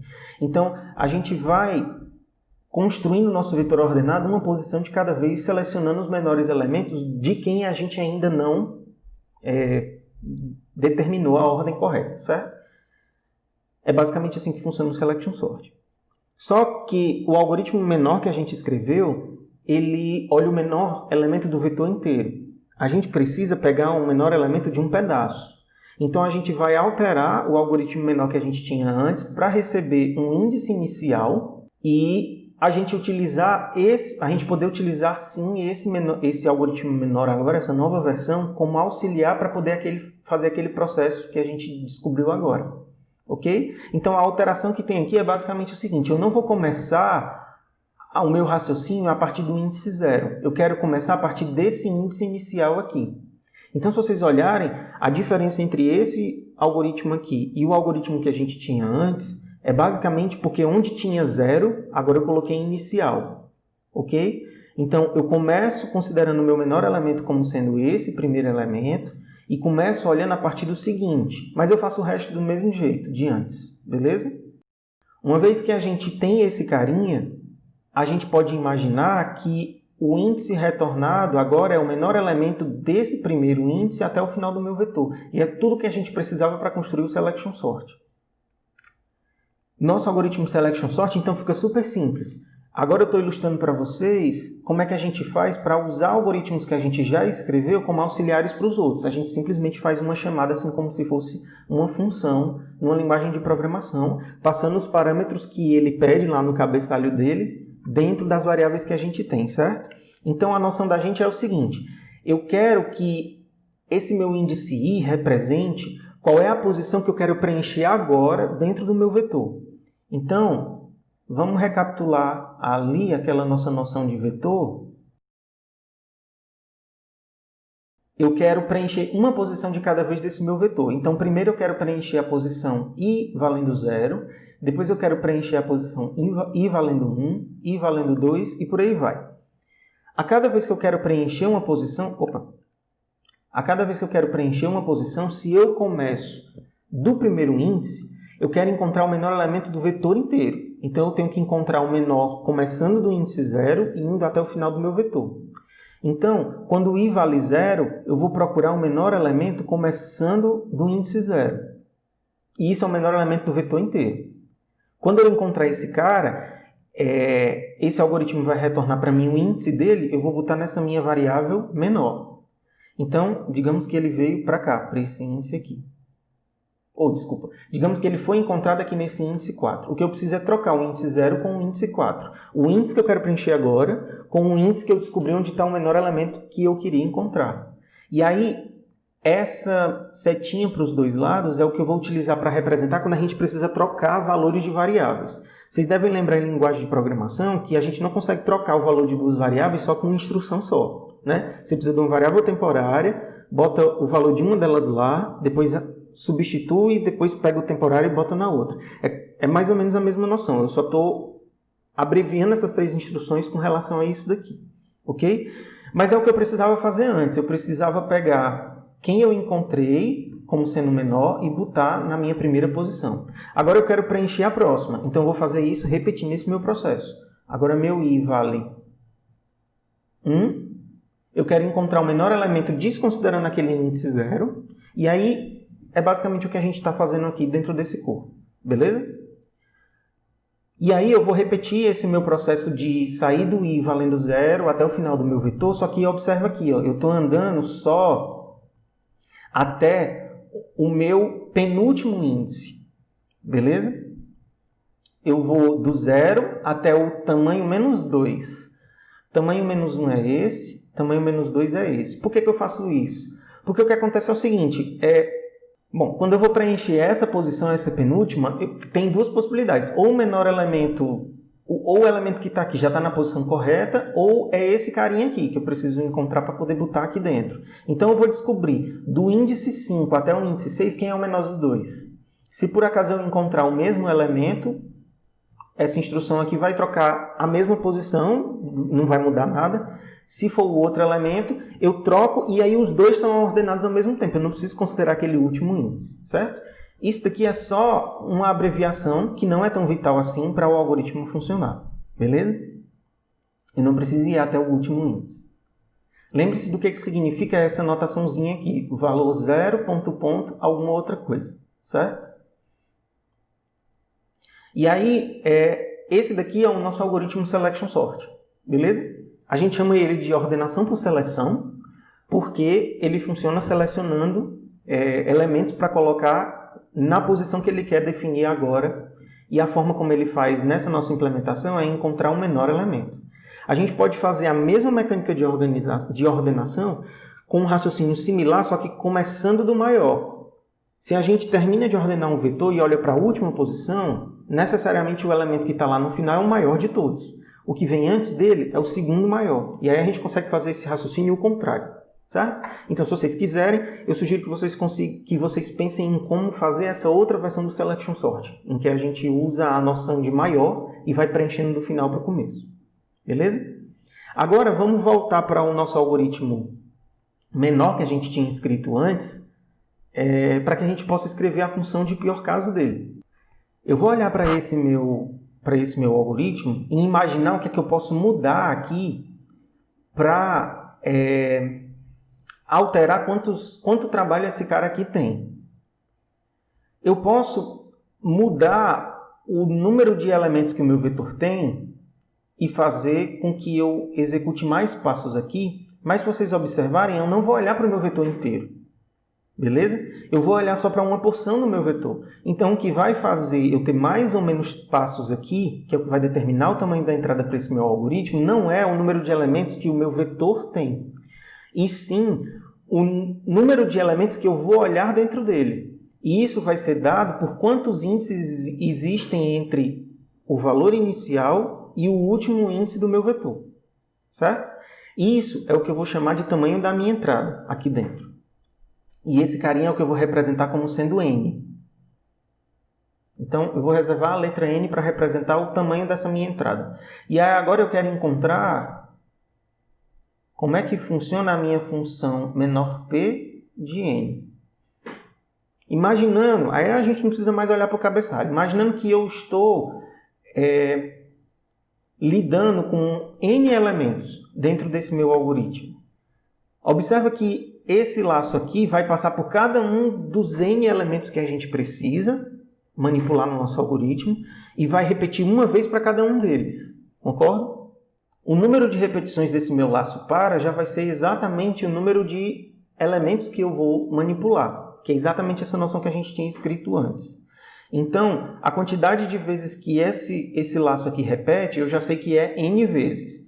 Eu pulei, mas esse daqui é super simples. essa instrução aqui, para todas as entradas que você passar para esse cara, ela sempre vai ser executada. Então, para qualquer entrada que você passa, qualquer quantidade de elementos que eu tenha, eu vou executar essa primeira atribuição com um passo. Depois, esse carinha aqui vai repetir o número de elementos que você vai lidar, que é o tamanho da sua entrada, certo? Para cada repetição que esse carinha aqui faz, esse teste condicional necessariamente é feito. Então, ele vai ser repetido N vezes no total. Beleza? E, além disso, para que eu possa fazer o máximo de passos possíveis, eu tenho que imaginar que a entrada que veio para mim sempre vai ter essa condição aqui verdadeira para todas as repetições desse meu laço.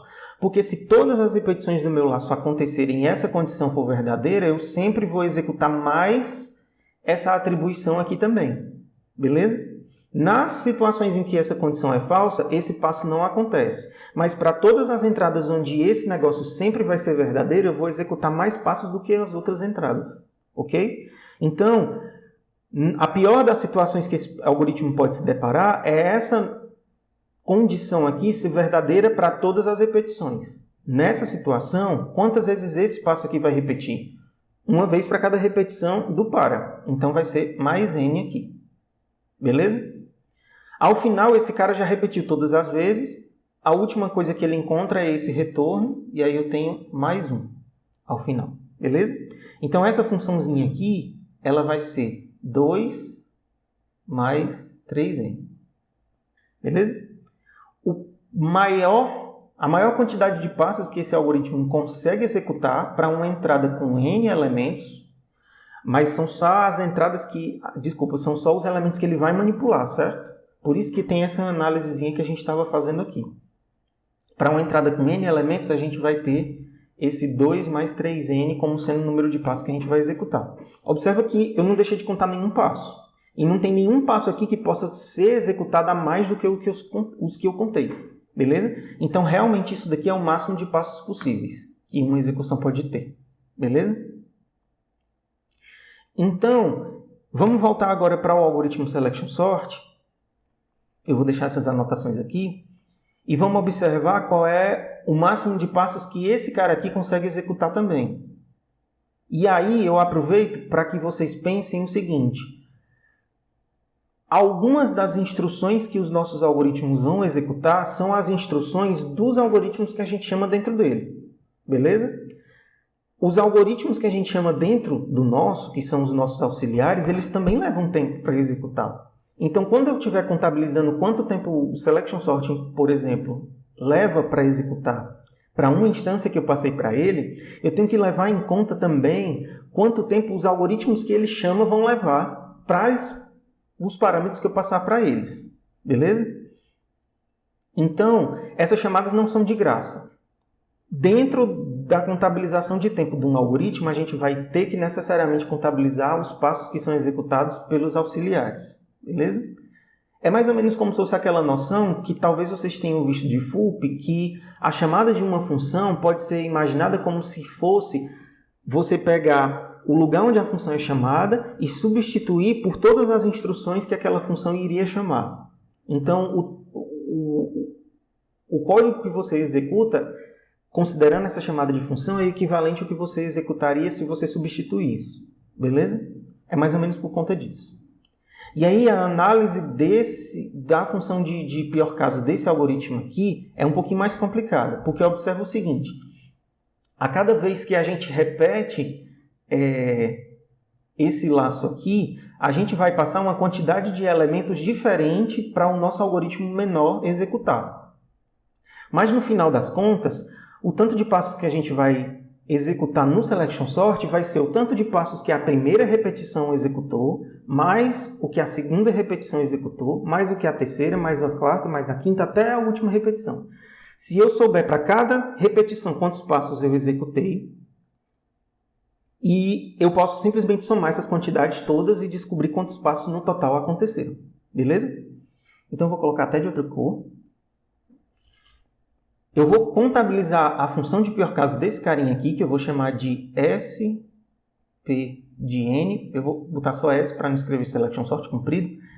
Vai ser basicamente o seguinte. Eu vou contabilizar quantos passos esse carinha faz na primeira repetição desse laço, mais quantos ele faz na segunda, na terceira, até a última repetição. Quantas vezes esse laço aqui repete? Primeiro de tudo, para esse algoritmo Selection Sort, qual é o tamanho da entrada para ele? O que é a métrica de tamanho da entrada para esse cara? Para um pouquinho, pensa na resposta e aí continua.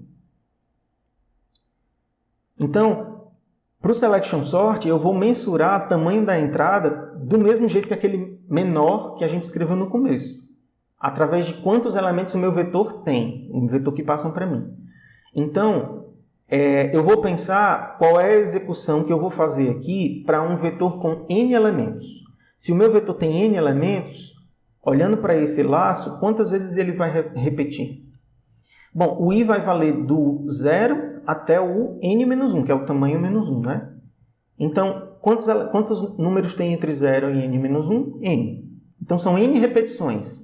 A primeira até a enésima repetição. Então, aqui, eu vou olhar da primeira repetição até a enésima repetição. E vou contabilizar quantos passos esse meu algoritmo vai executar. Certo? E aí eu vou olhar uma repetição de cada vez. Quando o meu i vale 1, eu vou executar. Eu acho que eu vou apagar isso aqui para ficar mais fácil. Quando o meu i vale 1, eu vou executar esse passo aqui, eu vou contabilizar com um passo só, certo? São 3, mas a gente vai ver que não faz muita diferença. 3 por conta da noção que a gente tinha antes. Então, eu vou executar esses 2 passos aqui, mais a quantidade de passos que essa minha chamada vai executar, certo? Então, quando o meu i vale 0, que é a primeira das repetições, quantos passos esse carinha aqui vai executar? Primeiro de tudo, qual é o tamanho da entrada que eu vou passar para esse cara? Lembra que quando a gente olhou para ele, o tamanho da entrada para ele era quantos elementos ele vai passar. E aí ele vai passar do i até o último elemento do meu vetor. Do primeiro até o último índice dele. Então, quando o i vale 0, ele vai passar pelos n índices. Beleza? Então, o tamanho da entrada para ele é exatamente o mesmo tamanho da entrada para esse meu vetorzinho grande aqui. Ok? Então, quantos passos ele vai executar? Vamos voltar lá no outro slide. Vai ser 2 mais 3n. Beleza?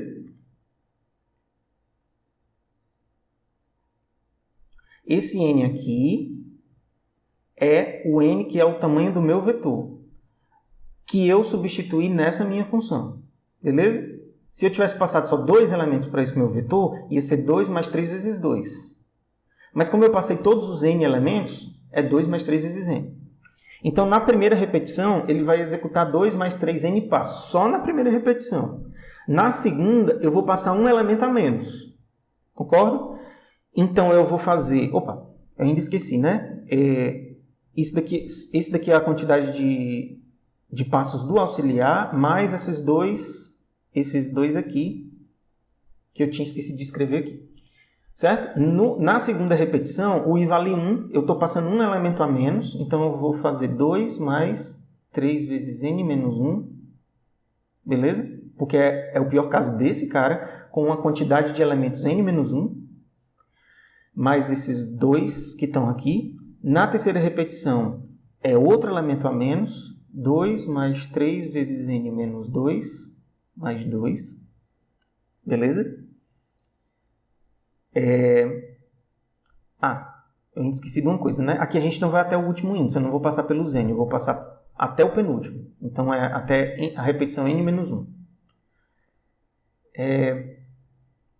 E aí, quando eu estiver nessa minha última repetição, bom, quando eu tenho 1 aqui eu tenho n, quando eu tenho 2, aqui eu tenho n menos 1, quando eu tenho 3, aqui eu tenho n menos 2, então eu espero que aqui tenha 2 mais 3 vezes n menos esse valorzinho aqui, menos 1, mais 2. Aqui eu tenho 1, aqui eu tenho n menos 1 menos 1. Aqui eu tenho 3, aqui eu tenho n menos 3 menos 1. Aqui eu tenho n menos 1, então aqui eu tenho n menos 1 menos 1. Beleza? Se eu somar essa quantidade de passos aqui, eu tenho quantos passos cada repetição dessa aqui levou. Beleza? Falta eu contar só essas repetições aqui, que são n menos 1. Já vou logo botar aqui. N mais 1 repetição, ou n menos 1. N menos 1 vezes que eu faço essa repetição, porque eu olho todos os elementos fora 1, né? Isso eu conto quantos passos esse carinha aqui demanda, e cada uma das repetições vai demandar cada uma dessas quantidades que tem aqui. O total é essa soma, beleza? E aí, isso aqui vai ser mais somatório, 1i valendo 1 até n menos 1, de 4 mais 3 vezes n menos i menos 1. Beleza? Por quê? Observa que aqui tem um padrão, né? É o mesmo padrão que a gente pode representar por esse somatório. O i vai valer do 1 até o n menos 1, que é o valorzinho que eu vou alterando aqui, ó. E o valor dele é sempre o valor inicial, o que tem aqui. É o valor do i menos 1. Beleza? Então, essa formulazinha aqui representa a função de pior caso desse meu selection sort. Só que ela ainda está muito feia. Beleza? Então, eu vou simplificar ela bem aqui nesse quadradinho. Então, a gente tem SP de n é igual... Quando a gente simplificar esse negócio aqui, eu vou ter esse 4 aqui acontecendo n menos 1 vezes. E esse último carinha aqui, bom, eu já desmembrei o 4, né? Agora eu vou pegar esse carinha aqui, ele é somatório, eu vou simplificar esse negócio. 3n menos 3i mais 3. Ó, esse menos com esse menos faz mais, quando eu distribuir aqui vai ficar mais 3, certo? Então aqui eu tenho, então, com i valendo de 1 até n menos 1. Ok? Então, eu vou tirar esses dois termos aqui que não estão dependendo do somatório. Então, vai ficar mais 3n, n menos 1, mais 3, n menos 1, mais o resultado desse carinha aqui, que na verdade é menos. E aí eu tenho 3 vezes um valor que vale 1, depois 2, depois 3, depois 4, até n menos 1. Beleza? Então, isso daí é uma PA. O primeiro termo é 1, a progressão, a razão é mais 1, e aí o que eu estou fazendo é somando esses termos da PA. O resultado disso é o primeiro termo, que é 1, mais o último termo, que é n menos 1, vezes a quantidade, que é n menos 1, eu já estou invadindo aqui, sobre 2. Beleza? Então, o que acontece é que esse negócio aqui é uma loucura. Depois a gente vai precisar simplificar para poder escrever essa função definitivamente. Eu esqueci de escrever antes de passar isso aqui para vocês. Então, quando a gente estiver no encontro virtual, ou então se vocês quiserem daqui até lá fazerem, escrever essa formulazinha aqui no final, certo? O que eu posso dizer é que vai ter alguma coisa vezes n ao quadrado, mais alguma outra coisa vezes n, mais alguma outra coisa constante, que não depende de n. Beleza? Eu estou vendo n ao quadrado acontecendo bem aqui, ó. Beleza? E aí tem um carinha que depende de n e tem os que não dependem de n. Então, por que a gente teve essa dificuldade tão grande? Porque cada vez que a gente repete o nosso algoritmo, a gente está chamando um algoritmo auxiliar com um tamanho diferente, que vai usar uma quantidade de passos diferentes, certo? O que acontece é que essa noção de que a gente vai precisar escrever uma função que conta exatamente qual é o máximo de passos que esse cara vai precisar executar para todos os tamanhos de entrada possível, ele vai gerar uma contagem tão complicada que para algoritmos simples a gente já tem esse trabalho tão grande. E já dá para vocês imaginarem de que esse negócio aqui não é escalável, porque se a gente for transportar essa noção de contar passos individualmente para todos os algoritmos que a gente for utilizar, a gente vai passar muito tempo contando passos. Ok? Na semana que vem, a gente vai discutir uma outra coisa que a gente vai levar em conta para poder determinar o tempo de execução de um algoritmo, que é definitivamente o que a gente vai usar para comparar entre eles. A gente vai continuar contando passos, vai continuar considerando o pior dos casos, mas eu não vou me preocupar exatamente com a quantidade explícita de passos que esse cara vai executar no pior dos casos. Eu vou me preocupar com outra noção que depende disso. Beleza? Mas continuando, a gente precisa ver um outro algoritmo de ordenação. O outro algoritmo de ordenação que a gente vai ver é o insertion sort. A noção desse algoritmo insertion sort é mais ou menos parecida com um processo que a gente pode imaginar utilizando um baralho de cartas. A gente vai ordenar um vetor, sim, mas eu quero primeiro observar como funciona esse processo no baralho de cartas para vocês terem uma noção de como ele funciona, para depois a gente transportar como é que faz a mesma coisa nos vetores. Então, a gente vai imaginar que a gente tem um baralho e eu vou manter duas partes, eu vou manter cartas desse baralho em dois lugares, lá no baralho e na minha mão. A diferença é que na minha mão eu quero que as cartas todas que estão aqui estejam ordenadas. E eu quero manter sempre elas ordenadas. E o meu processo eu vou pegar uma carta do baralho de cada vez e vou colocar na minha mão, mantendo essa propriedade que eu queria, de que essas cartas aqui têm que continuar ordenadas, certo? Então, basicamente, o que eu tenho que fazer é decidir, olhando para essa carta e para as que eu tenho aqui, onde é que eu vou inserir ela.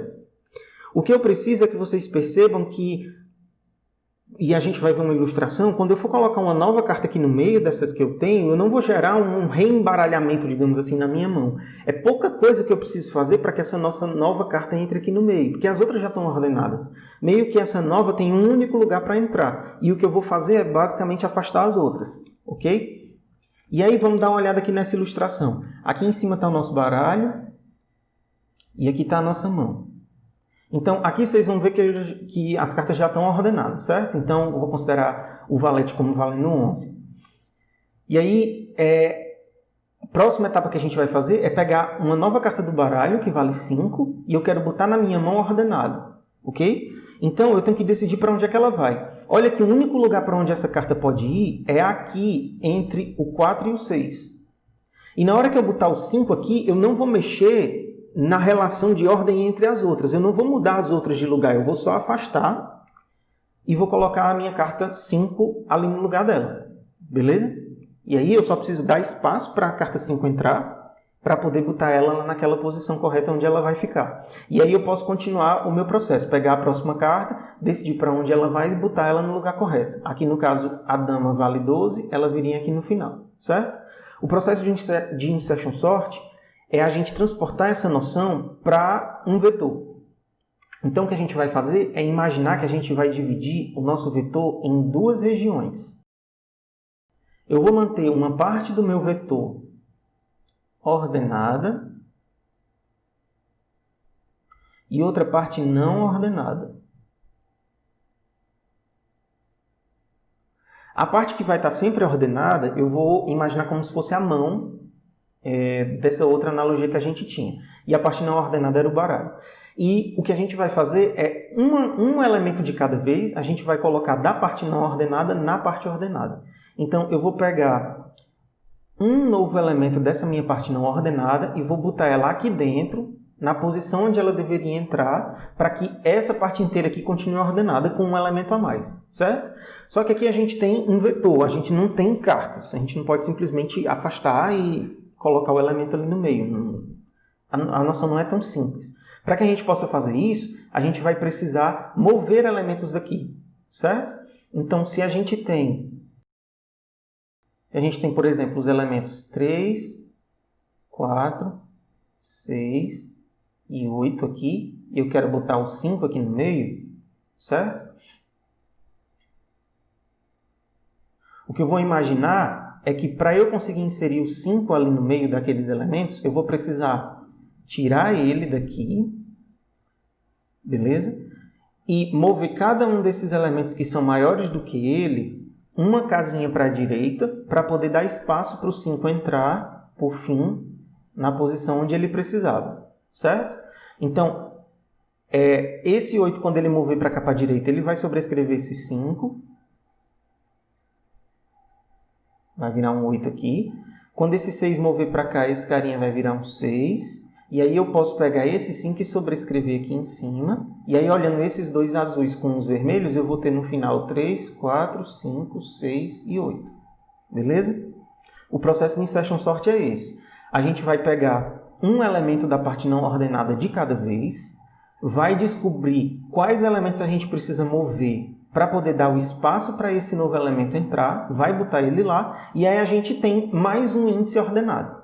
Beleza? A região ordenada aumenta em um índice, a não ordenada diminui em um índice. Quando eu pegar no final todos, até o último dos elementos, e botar nessa parte ordenada, o meu vetor inteiro vai estar ordenado. E aí, eu já escrevi o algoritmo aqui, mas ele usa essa noção que a gente tinha antes, de sair movendo elementos, para que a gente possa fazer essa ordenação por inserção, certo? Então, o negócio não ficou muito bom porque o nome das variáveis ficou grande, mas essa variável que eu chamei de não ordenado, a ideia dela é marcar qual é o próximo elemento que eu vou botar na minha região ordenada, nessa noção de que o não ordenado demarca o elemento que vai entrar, beleza? E a minha região ordenada, ela é do índice 0 até esse índice que veio antes. Beleza? Então, eu vou pegar esse elemento, então, a cada vez eu vou pegar um novo elemento, por isso que ele está incrementando, e vou botar ele dentro dessa região aqui à esquerda. Beleza? A forma como a gente faz é o seguinte, eu vou usar uma variávelzinha que eu chamo de ponto de inserção, que vai começar aqui, para procurar onde é que eu vou inserir esse meu novo elemento. E no processo de procurar, eu já vou logo movendo os meus elementos. Porque o que acontece é o seguinte, o novo elemento que vai entrar, ele precisa entrar antes de todos os valores maior do que ele. Voltando para cá, o 5 precisa entrar antes de todos os elementos que são maiores do que ele, dentro da parte ordenada, que são exatamente o 8 e o 6. E no processo de eu olhar, como eu sei que o meu vetor está ordenado, enquanto eu estiver encontrando para trás elementos que são maiores do que o que eu quero botar lá dentro, eu posso já ir logo botando eles uma casa para a direita. Beleza? Na hora que eu encontrar o primeiro dos elementos, que é estritamente menor, eu sei que é depois desse carinha que o meu elemento vai entrar. Ok? É esse processo que esse algoritmo aqui está fazendo. Como é que a gente faz isso? O novo elemento vai ser igual... O elemento que eu quero inserir na parte ordenada, que é o que está marcado por esse índice não ordenado, vai ser guardado nessa variável temporária, para que eu não sobrescreva ele, certo? Essa variável ponto de inserção vai começar a partir desse último elemento ordenado, digamos assim, que é o índice não ordenado menos 1. E aí, enquanto eu encontrar que o elemento que está nesse ponto de inserção é maior do que o elemento que eu quero botar, eu vou mover esse elemento um índice para a direita. Beleza? O que acontece é que eu vou andando para trás e na hora que eu encontrar que essa situação aqui é falsa, eu encontrei exatamente onde eu vou inserir esse meu elemento. Só que, para eu não ficar andando para trás indefinidamente e meus índices passarem a ficar negativos, porque eu vou andando com esse meu valor de ponto de inserção para cá, eu vou repetir só enquanto esse cara for um índice válido, certo? Então, enquanto ele for maior ou igual do que 0. Porque o que pode acontecer é o seguinte, o novo elemento que vai entrar é menor do que todo mundo que já está ordenado. Então, eu vou mover todo mundo, beleza? Poderia ser que esse meu índice caísse para fora. E aí, é exatamente isso que eu disse. Se o elemento que eu estou olhando agora é maior do que o elemento que eu quero inserir, eu vou mover esse carinha um índice para a direita. Então, o índice depois dele vai receber ele. Certo? Então, está aqui o ponto de inserção. Esse elemento aqui é maior, então eu vou mover ele para cá. Então, eu vou pegar a posição mais 1, ponto de inserção mais 1, e vou botar lá o valor que tem nessa posição, ponto de inserção. Beleza? E aí vou decrementar esse valor, para que a cada vez eu possa olhar um índice mais para a esquerda. Quando eu terminar de fazer esse processo, é porque ou eu já movi todo mundo, que é quando essa condição aqui acontece, falsa, ou então eu encontrei o primeiro elemento que é menor, e é depois desse elemento menor que eu vou inserir o meu novo elemento. Então, depois desse elemento menor, na posição mais 1, né, eu vou inserir esse meu novo elemento. E com isso eu consegui inserir um novo elemento na minha faixa ordenada. Agora eu vou passar a olhar o próximo elemento, que é a repetição do algoritmo Insertion Sort. Beleza? E aí, como é que a gente escreve a função de pior caso desse cara? Vai ser um pouquinho complicado assim como antes, porque aqui a gente não tem cada repetição fazendo a mesma quantidade de passos, certo? Então, vou apagar aqui e a gente faz a análise dele. Então, observa que o seguinte, o máximo de passos que esse cara pode executar depende de quantas vezes esse laço aqui repete. Concorda? Porque eu sei quantas vezes esse de fora vai repetir. Ele vai necessariamente repetir N vezes. E N é o número de elementos que eu tenho nesse vetor. Desculpa, N-1, né? Esse laço vai repetir N-1, porque eu vou do índice 1 até o último índice. Por que eu vou a partir do índice 1 e eu não vou a partir do índice 0? Porque eu posso imaginar que um pedaço com um único elemento ele já está ordenado. Beleza? Então eu não preciso inserir esse primeiro elemento num pedaço ordenado. Não fazer nada já está fazendo esse pedaço com um elemento que está ordenado. Então eu vou compensar a partir do segundo. Então, dependendo de quantas vezes a gente vai repetir esse laço aqui de dentro, a gente pode ter mais ou menos passos. E quantas vezes esse cara aqui repete depende de como é que os elementos dentro do meu vetor vieram. Concorda? Porque se eu conseguir andar para trás uma quantidade de índices o suficiente para ir até o começo do meu vetor, eu consigo fazer mais passos do que se eu parar no meio do caminho. Beleza? Então eu preciso decidir quantas vezes esse negócio aqui repete. Na pior das situações, o que vai acontecer é que para cada vez que esse laço repetir, esse laço aqui vai fazer com que minha variável ponto de inserção vá do ponto onde ela começou até o começo do meu vetor. Concorda? Qualquer coisa que para no meio do caminho faz menos passos do que uma entrada em que vá até o final, naquela repetição, por exemplo. Então, a pior das situações para esse algoritmo é se a cada repetição do para que eu tenho aqui, desse para, esse enquanto fizer o ponto de inserção de onde ele começa até o começo do meu vetor, andar até lá. Beleza? Então já imaginei qual é a pior situação que eu tenho para esse algoritmo executar. Agora eu preciso contar quantos passos isso leva. Ok? Então eu vou escrever a função IP de n. E para escrever ela, eu preciso observar que para cada vez que esse meu laço para repete, o tanto de vezes que esse laço aqui repete é diferente, porque eu começo de um ponto diferente. Eu sempre vou começar ponto de inserção a partir de não ordenado menos 1, que é o valor da variável de controle desse laço. Certo? Então, quando eu estiver lá na frente na minha execução, eu estou começando lá do final do vetor. No começo eu estou começando aqui do começo. Mas quantas vezes eu vou repetir? Se eu andar todos os índices, eu vou fazer uma repetição para cada um dos índices que eu passo, certo? E eu vou de não ordenado menos 1 até 0. Quantos índices tem ali? Do 0 até não ordenado menos 1, tem não ordenado índices. Tem o valor daquela variável naquela repetição, certo? Então, para o valor de não ordenado, 1, o número de repetições desse laço aqui é 1. Para o valor 2, o número de repetição é 2. Beleza? Quando esse carinha valer n-1, o número de repetições desse laço de dentro vai ser n-1. Beleza? Então, na primeira das repetições desse laço para, eu vou repetir esse laço enquanto uma vez, e o tanto de passos total que a gente vai executar vai ser quantos passos esse carinha aqui executou, mais o tanto de passos que eu tenho aqui, certo? Então, na primeira repetição desse para, eu tenho... Deixa eu botar de outra cor. Eu tenho esse passo, esse passo,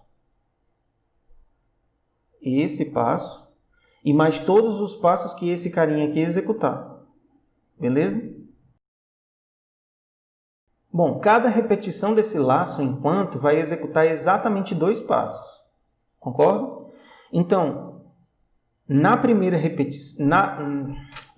vez que esse laço para executar, esse laço enquanto vai executar 2 passos, mais as 2 repetições, né? Então são 4 passos. Na segunda repetição desse laço para, esse enquanto aqui vai executar 2 passos por repetição. Então é 2 vezes 2, mais as 2 repetições. Beleza? Na terceira repetição do para, esse cara aqui vai repetir 3 vezes, né? Nessa consideração agora. Então, tem as 3 repetições, mais o número de passos que esse cara faz. Ele faz 2 por repetição, então é 3 vezes 2. Beleza? E aí, quando esse cara estiver na enésima menos 1 repetição, esse de dentro repetiu n menos 1 vezes. E aí eu vou precisar de mais espaço. Então, ele vai ter essas n menos 1 repetições, mais 2 passos por repetição. Esses 2 passos cada vez que ele repetiu. Certo? Ok? Então, a função de pior caso desse cara vai ser o seguinte. Eu vou contar quantas repetições esse cara teve. No total são n menos 1 repetições, mais quantos passos cada repetição teve. A primeira repetição demandou 4 passos. A segunda repetição demandou 2 vezes 2 mais 2 passos. A terceira repetição demandou 3 vezes 2 mais 3 passos. Tem um padrão aqui também, certo? Eu só não defini aqui em cima. Então, se eu estou na 10ª repetição, o tanto de passos que essa 10ª repetição demandou foi I mais 2 vezes I. Beleza? Essa daqui é a cara da função de pior caso do insertion sort. Quando a gente destrinchar esse negócio, a gente escreve, então, de forma mais simplificada, a pior quantidade de passos que esse cara pode executar para uma entrada de tamanho n. Okay? No encontro virtual eu vou trazer a fórmula desse negócio aqui para vocês de novo. Eu não escrevi aqui, eu não quero perder tempo escrevendo agora. Beleza? Então, vocês já devem ter percebido que a gente escrever a função de pior caso demanda um trabalho que não é interessante para o que a gente precisa. O que a gente vai estar interessado é em outra coisa, já que esse processo de escrever essa função vai ser muito complicado. Beleza? Na próxima semana, então, a gente vai falar sobre o que é essa outra coisa. Vai ficar um pouco mais simples de a gente observar o que é que a gente quer aqui, porque o nosso objetivo não vai ser comparar os piores casos. Vai ser alguma coisa com relação a como esses piores casos se comportam. Beleza? Até a gente chegar lá, eu preciso dar mais uma definição para vocês, mais uma noção, para a gente poder conversar sobre isso nas próximas aulas, para que a gente possa imaginar e fazer uso desse conceito em outras situações. A gente está analisando o que é de pior que um algoritmo pode fazer com relação ao tempo que ele vai levar para executar para uma instância. Mas como é que a gente pode organizar uma instância de propósito para forçar um algoritmo a se comportar da pior forma possível? E basicamente o que a gente vai tentar imaginar é como são as entradas que forçam esse tipo de situação. E quando a gente conhecer esse tipo de entrada, a gente vai ter uma noção de quão frequente é esse tipo de coisa acontecer no nosso contexto. Se essas situações são bem raras, a gente não precisa dar tanta importância assim para qual é a situação de pior caso do nosso algoritmo, porque vai acontecer tão difícil. Mas mesmo assim, se apesar de difícil, a gente não pode se dar ao luxo de acontecer de jeito nenhum esse pior caso que a gente está imaginando, a gente tem que dar nosso jeito. Então essas análises vão acontecer quando a gente estiver falando das estruturas de dados, ok? O que eu quero que vocês pensem é como é que a gente pode organizar para um insertion sort em particular uma entrada de tamanho n de forma que a gente exija que ele faça essa quantidade de passos. Voltando para cá para o algoritmo, o que a gente tem que pensar é, já que na hora de a gente calcular a gente imaginou que uma entrada que faz com que esse cara execute o máximo de passos é uma que faz com que esse laço repita o máximo de vezes possível, E isso significa o nosso índice ponto de inserção e do início, de onde ele começa até o início do nosso vetor. Como é que eu posso organizar uma entrada de forma que isso sempre aconteça? Lembra que a gente vai andar para trás nesse nosso ponto de inserção enquanto os elementos que a gente está encontrando são maiores do que o novo elemento que vai entrar. Beleza? E esse novo elemento que vai entrar aqui, ele vai entrar nessa parte ordenada, mas para o próximo elemento tem que acontecer de novo. Então, o próximo elemento tem que ser menor do que todo mundo que já veio para trás. Então, cada novo elemento tem que ser menor do que cada um dos elementos anteriores. Que tipo de entrada eu posso ter em que esse tipo de coisa acontece? Quando eu começo com um vetor ordenado contrário. Concorda? Eu quero ordenar crescente, mas eu recebi um vetor ordenado decrescente. E aí eu exijo que esse algoritmo faça o máximo de passos possível. Beleza? Então, para um dado algoritmo, uma instância que demanda a ele o máximo de passos que ele pode executar, a gente chama de instância ou entrada de pior caso. Para o insertion sort, um tipo de instância de pior caso, vetores ordenados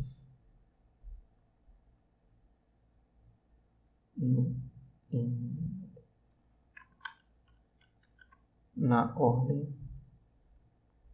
inversa. Para o nosso algoritmo insertion sort, a gente receber um vetor ordenado na ordem inversa faz com que a gente faça o máximo de passos. E aí, daqui para frente, a gente vai pensar de vez em quando em quais são as instâncias de pior caso para cada um dos algoritmos que a gente vai escrever, certo? Quando a gente estiver escrevendo os algoritmos para gerirem as estruturas de dados também. Beleza? Esse conceito de instância de pior caso é interessante para a gente, na prática, imaginar se o que a gente quer escolher é uma boa escolha. Beleza? E aí, a gente encerrou o assunto dessa semana. Próxima semana, a gente vai falar sobre essa questão de complexidade assintótica. Apesar desse nome ser feio e do conceito, quando a gente estuda ele a fundo, realmente não ser tão simples, a gente não vai lidar com ele na sua forma mais primitiva. A gente vai fazer várias e várias facilitações no nosso raciocínio, a gente vai deixar um bocado de detalhe para lá, e a gente vai passar a analisar os nossos algoritmos através dessa noção de complexidade assintótica. E é onde eu vou dar para vocês a noção de notação assintótica, a gente vai ver a notação O. E aí vocês vão finalmente entender o que significa um algoritmo ser O de n, O de n ao quadrado, se vocês já tiverem ouvido falar sobre isso. E aí a gente vai rever os nossos algoritmos e ver o último algoritmo de ordenação que a gente precisa ver, básica, para que a gente tenha a noção de como é que a gente descobre esse conceito dentro do nosso algoritmo. Ainda vai fazer parte desse contexto que a gente estava fazendo, a gente ainda vai olhar de uma certa forma para a função de complexidade de pior caso, mas a gente não vai olhar a cara dela tão explícita, a gente vai olhar só uma coisinha, alguma propriedade que ela tem, beleza? E aí, uma vez que a gente tiver visto isso, eu vou poder justificar porque que a gente chama esses algoritmos que a gente está vendo de ordenação básica. Ok? A terceira coisa que a gente vai ver próxima semana é o que a gente chama de análise empírica. A gente está agora olhando para o algoritmo e tentando imaginar como é que ele se comporta no pior caso, olhando para a cara dele. E aí a gente precisa fazer uma análise que às vezes é um pouco macarrônica. Mas a gente pode também tentar descobrir quanto tempo um algoritmo executa, qual é a complexidade assintótica dele, fazendo testes práticos. A gente faz a implementação desse cara, executa para um bocado de instâncias diferentes, para entradas diferentes, e de lá dos resultados que a gente obtém, a gente tenta inferir alguma informação. Só que esse tipo de análise, por ser prática e por não considerar todas as infinitas entradas, porque não tem como a gente executar para todas elas, ele não fornece uma resposta garantida, certo? Mas na prática, a gente ainda precisa da análise empírica, porque quando a gente olhar para a complexidade assintótica, a gente vai ver que a gente vai jogar de dentro da função de complexidade tanta coisa fora, que as coisas que a gente vai jogar fora às vezes fazem diferença e a gente não vai considerar. Beleza? Então a gente vai dar uma olhadinha sobre essa questão de análise empírica. Eu ainda vou disponibilizar para vocês um outro vídeo onde eu trago mais outros algoritmos para a gente poder fazer esse trabalho que a gente estava fazendo de construir a função de complexidade de pior caso um pouco mais relaxado, porque eu não vou ter a pressão da questão de passar o conteúdo para vocês dentro de um tempo. Também, ao longo do resto da semana, eu vou passar atividades para vocês resolverem. E no encontro virtual, a gente, se ainda couber, a gente ainda resolve alguma outra coisa e tira as dúvidas. Certo? Então, por essa semana é isso. Até o encontro virtual. Ou até a próxima.